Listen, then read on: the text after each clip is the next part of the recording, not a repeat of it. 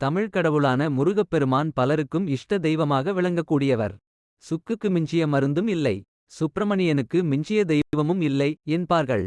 அப்படி என்ன பிரச்சனை என்றாலும், என்ன வேண்டுதல் நிறைவேற வேண்டும் என்றாலும் கந்தனின் காலை பிடித்தால் வந்த வினையும் வருகின்ற வினையும் ஓடிவிடும்.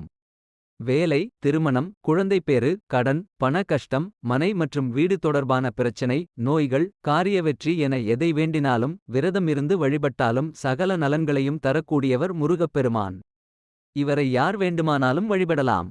ஆனால் குறிப்பிட்ட சிலர் முருகன் வழிபாட்டை தொடர்ந்து மேற்கொண்டு வந்தால் அதிர்ஷ்டம் பெருகும். செவ்வாயின் நட்சத்திரங்களாக சொல்லப்படும் சித்திரை, மிருகசீரிஷம், அவிட்டம் ஆகியவற்றில் பிறந்தவர்களும் முருகன் வழிபாட்டை தொடர்ந்து மேற்கொள்ளலாம். மேஷம், விருச்சிகம் லக்னக்காரர்களும் ராசிக்காரர்களும் முருகன் வழிபாட்டினை தொடர்ந்து மேற்கொள்ளலாம்.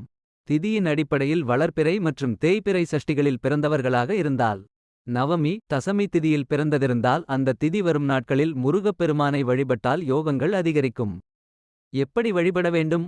வீடுகளில் மயிலிறகு, சிறிய அளவிலான வேல் வைத்து வழிபடலாம். பெரிய வேலாக இருந்தால் வாங்கி கோவில்களுக்கு நன்கொடையாக கொடுக்கலாம்.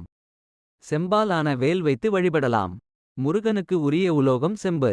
அதனால் செம்பாலான மோதிரம் போன்று செய்து கையில் அணிந்து கொள்ளலாம். செம்பு பாத்திரத்தில் நீர் வைத்து முருகன் வழிபாட்டிவை மேற்கொள்ளலாம்.